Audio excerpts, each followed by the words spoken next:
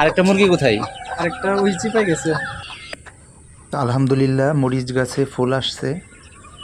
তো এখানে কিছু টমেটোর চারা লাগানো হয়েছে, আলহামদুলিল্লাহ এগুলো তো ফুল চলে আসছে। তো ছাদ বাগানে একটা জিনিস কি, আপনার পরিচর্যাটা একটু কন্টিনিউ করানো লাগে। তো এখানে আছে আপনার লাউ গাছ।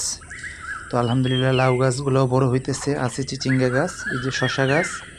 আলহামদুলিল্লাহ শশা মাশাল্লাহ ভালোই আসছে, মানে প্রতিটি গাছই আলহামদুলিল্লাহ ফুল ফল চলে আসছে। আসসালামু আলাইকুম। তো আমরা সাকিনের ছাদে আসলাম। তো সাকিন নতুন একটি ছাদ বাগান করছে। তো তার পাশাপাশি একটি মুরগির খামার করছে শখের বসে। তো আমরা এই সাকিনের সাথে কথা বলবো।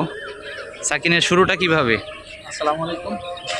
আমি আসলে শুরুটা হচ্ছে আসলে শখের বসেই বাগান, ছাদ বাগান বিভিন্ন ফেসবুকে দেখি অনেকেই বাগান করে। এটা করলে আসলে সময় কাটে। আপনি যখন ছাদ বাগানে আসবেন, নিজের বাগানে আসবেন, এগুলো দেখলে আসলে মন খারাপ থাকলেও মন ভালো হয়ে যায় এই বাগানের এই ফসলগুলো দেখলে। না, আপনার ছাদ বাগানটা আসলেই খুব সুন্দর হয়েছে নতুন অবস্থায়। কারণ নতুন একজন ছাদ বাগানি হিসেবে এত সুন্দরভাবে একটি ছাদ বাগানকে সে সাজাইছে। তো এটা হচ্ছে একটা মুরগির ঘর করা হয়েছে এখানে। আপনার মুরগিগুলা? দুইটা মুরগি আনছে, ওই বাচ্চা সহ, দেশি মুরগি। তো এখানে একটা মুরগি দেখা যাইতেছে। তো বাচ্চা আছে, কয়টা বাচ্চা একটা মুরগির সাথে? এটার সাথে হচ্ছে 10টা, আর 10টা বাইরে না? একটা আছে। আচ্ছা, তো আরেকটা মুরগি মনে হয় ওইদিকে আছে। এই যে এখানে আরেকটা মুরগি আছে, বাচ্চাগুলো আছে এখানে সাথে। তো নতুন ছাদ বাগান হিসেবে খুব সুন্দরভাবে সাজাইছে। তো আশা করি সামনে আরো সুন্দর করবে। আচ্ছা, আর কি আনবে? 2-3 দিন পরে আরেকটা জিনিস আনবো, ওই কোয়েল পাখি আনবো আর কি, আচ্ছা। ডিমের জন্য। আচ্ছা আচ্ছা, কোয়েল পাখি কোথায় রাখবা? কোয়েল পাখির জন্য খাঁচা আছে, ছোট একটা খাঁচা আছে, এটা ভিতরে রাখা আছে। আচ্ছা আচ্ছা, তো এই যে এটা হচ্ছে সাকিনের ছাদ বাগান। তো শখের বসে করা। নেট দিয়ে রাখছি যেন মুরগি বাইরে না যেতে পারে। না, এটা সুন্দর হয়েছে। আর উপরেও নেট দিয়েছি, মাছ হইলো আবার টাকা একটা ভিতরে হুম হুম, মুরগি নিয়ে মুরগির বাচ্চা নিয়ে যায়।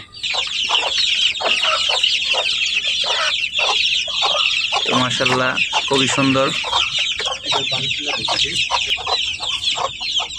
তো মাশাআল্লাহ এটা আমাদের দেশি জাতীয় মুরগি। তো এখানে 2টা মুরগি আছে, আর প্রতিটি মুরগির সাথে 11টি করে বাচ্চা। তো টোটাল 22টা বাচ্চা আছে এবং 2টা মুরগি।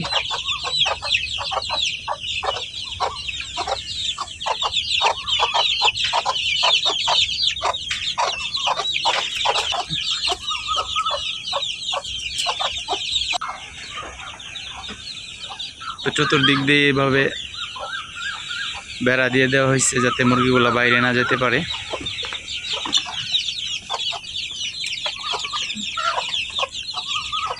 তো সবাই ভালো থাকবেন, সুস্থ থাকবেন। তো আশা করি সবার কাছে ভিডিওটি ভালো লাগবে। ধন্যবাদ। আসসালামু আলাইকুম।